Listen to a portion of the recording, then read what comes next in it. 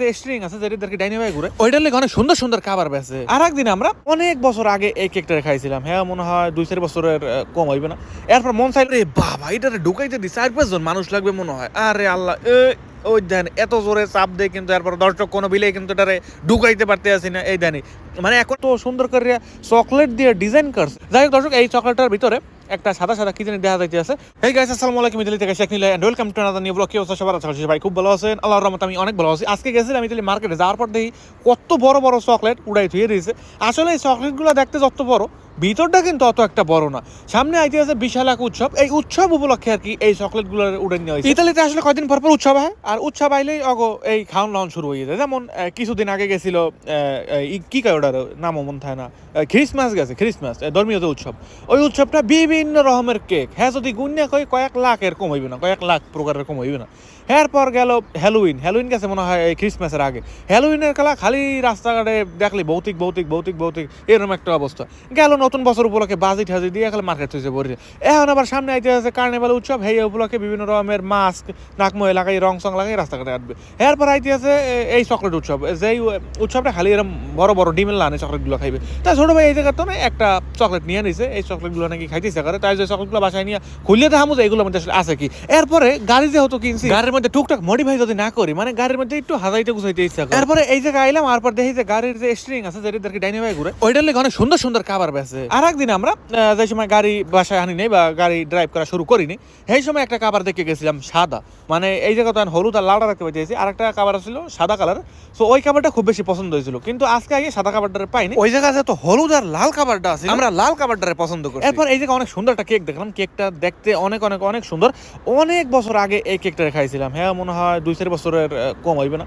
এরপর মন চাইলো যে এই কেকটা খাইতে, এরপর ওই জায়গায় একটা কেক নিয়ে নিলাম। এই কেকটার মধ্যে আসলে অনেক রকমের ক্রিম টিরিম দিয়ে বানায়। অনেকদিন আগে যেহেতু খাইছি, স্বাদও হইতে গেলে ভুলে গেছি। ওইটার উপরে যে ডিজাইনটার কথা মনে আছে, কোনো একটা সময় মনে হয় খাইছিলাম। যাই হোক ইতালি মার্কেটে কয়দিন পর নতুন নতুন মডেল হয়, সো এইটার স্বাদ ওরকম কিনা বা আগে যেরকম খাইছি ওরকম কিনা হ্যাঁ কইতে বাসায় নেওয়ার পর আসলে খাওয়ার পর বুঝবো। দর্শক ইতালির মার্কেটের মধ্যে যে কত রকমের জুস আছে, এই জুসগুলো দেখলে মনে হয় যেন আমি কোনো একটা জুসের ফ্যাক্টরিতে আইছি। ওরে বাবা রে, চারিদিকে চাইলে চোখ ধরিয়ে যায়, চোখ যায় গোলাইয়ে।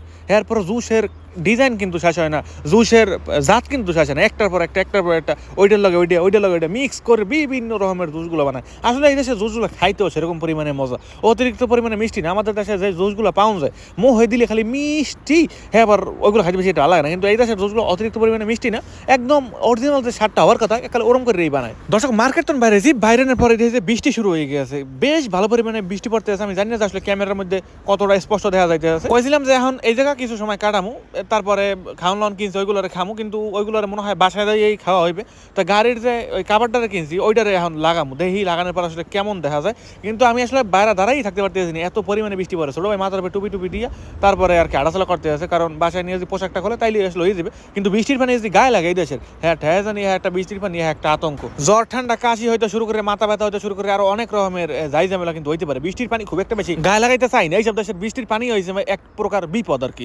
দর্শক এরপরে ছোটো ভাই কইলাম যে মালমাত্তাগুলো আস্তে আস্তে রাহো আনাইলে থো, আমি বরং গাড়ির কাবারডারে ধীরে সুস্থ যাই লাগাই। ওই দেখেন বৃষ্টি পরে গাড়ি এখন পুরো ভিজে গেছে। আমি এখন পর্যন্ত জীবনে এই ধরনের কাবারগুলো লাগাই নাই, সো এটা লাগান সহজ না কঠিন, মাপ জব সব ঠিকঠাক আছে কিনা হ্যাঁ কইতে না, চেষ্টা করবো। এটার মধ্যে বেশ ভালো একটা কাঠন দিছে, মানে কাঠন দিয়ে আটকাই উটকাইয়ে দিছে, তারপর ভিতরে একটা ফোমের মতন দিছে, বিশাল একটা ফোম। এই যে এটা টান দিলে তারপর বাইরে যাবে, এই যে এই ফোম কই গেলি দর্শক। এই যে টোটাল এককালে একটা রিং লাইটের মতন দেখা যাইতেছে, একটা রিং এর মতন। এইটারে নিয়ে কয়েকটা ছবি তুললাম ভিডিওর থাম্বনেইলের লেগে। এরপরে ছবিগুলো বেশ ভালো উঠছিল, রাতের ছবি খুব একটা বেশি খারাপ বোঝা যায় না। এরপর টান মারিয়া ভিতরে তখন ফোমডারে বাইর করে হালাইলাম, ফোমডারে হালাম কি হ্যাঁ করতে না, ফোমটা রাস্তাঘাটে হালাইলে জিনিসটা খুব একটা বেশি ভালো দেখা যাবে না। গাড়ির দরজা খুলতে গেছি বুঝলি, এবার দরজাটা করে খুলে দিলাম, এবার আস্তে করে ভিতরে ঢুকে তারপর বইয়ে যাবো। দর্শক এত পরিমাণে বৃষ্টি পড়তে আছে, কইছিলাম এটা শান্তি করে লাগামো, একটু মার্কেটের সামনে বই দেবো, কিন্তু এটা আসলে তাড়াতাড়ি করে লাগাইতে হবে, কারণ পরে বাসায় নিয়ে লাগাম অতক্ষণ ধৈর্য ধরতে কুলায় না। এখন কোন জায়গাটা শুরু করবো এখন পর্যন্ত বুঝতে পারতে পারলাম না, কোন দিক দিয়ে শুরু করলে আসলে জিনিসটা ভালো হয়। আমার মনে হয় যে দিক দিয়ে লাগাম সেই দিক দিয়ে মনে হয় ভালো দেখা যায়। এই ধরনের জিনিসগুলো লাগানোর লেগে কি কোনো রকমের যন্ত্র ব্যবহার করে কিনা হ্যাঁ কইতে না, কারণ আমি যতই লাগাইতে চাই ওটার দেখি যে এক কোনা টান দিলে আর এক কোনা দিয়ে আই পড়ে, এক কোনা টান দিলে দিয়ে আর এক কোনা আই পড়ে, বুঝলাম না কিছু। মাপ তো দেখি ঠিকই আছে, ঢোকলে মনে হয় ঠিকই হইবে, কিন্তু কেমনে যেটা করবো হেই কইতে না কিছু। এরপরে আস্তে আস্তে করে ঠাইসে ঢুকাইলাম, একালে এই পাশ ওপাশ ছেড়াইয়া বেড়াইয়া দিলাম। দর্শক এইটার দাম বাংলাদেশিটা কইতে গেলে প্রায় 600 থেকে 700 টাকার মতন। জানি না যে এগুলার দাম আমাদের দেশে কেমন। কেমন, দাম বেশি নিছে না কম নিছে অবশ্যই কমেন্ট করে জানাবেন। ওরে বাবা, এটারে ঢুকাইতে দি 4-5 জন মানুষ লাগবে মনে হয়। আরে আল্লাহ, ওই দেন এত জোরে চাপ দেয় কিন্তু এরপর দর্শক কোনো বিলে কিন্তু এটারে ঢুকাইতে পারতে আসি না। এই দেনি মানে এক কোনা চাপ দিলে আর এক কোনা খালি উঠে যায়, এক কোনা চাপ দিলে আর এক কোনা খালি উঠে যায়। আমি তো ডরের সাথে এবার এটা বাদ দিয়ে দিমনি হাব। এই দর্শক ঢুকে গেছে কিন্তু, আর একটুনি বাহি আছে কিন্তু, আর একটুনি বাহি আছে, তাইলে কিন্তু একদম পুরোপুরি এটারে এইটা লাগে করতে পারবো, কি কাউটারে সেট করতে পারবো। এই ঢুকে গেছে গেছে গেছে, আরেকটুনি। এই দর্শক অবশেষে এটা ঢুকাইতে পারলাম। এখন তো ঢুকে না, আর একটু নিচ দিয়ে বাহি আছে, তাইলে আসলে ভালো করে ঢুকাইতে পারবো। এই যে এই জায়গায় একটুনি বাহি আছে, ইহিন্দে একটু টান মারলেই হয়ে যাবে। মানে এটা এত পরিমাণে শক্ত, 4-5 জন মানুষ টান দিয়ে যদি ঢুকায় তাহলে মানে পারফেক্ট হবে। দর্শক এরপর কিন্তু এটারে শেষ ম্যাচ ঢুকাইতে পারলাম সমস্ত জায়গায়। চাপে চুপে দেখলাম যে চালানোর সময় কোনো রকমের যাই ঝামেলা হইবে কিনা। দর্শক একটু যদি ভালো করে দেখাই, এই যে এই দেখে নেই একদম চারোপাশ পারফেক্ট হয়ে গেছে, লাল টকটকে একটা কাবার উপরে একালে লাগাই দিয়েছি।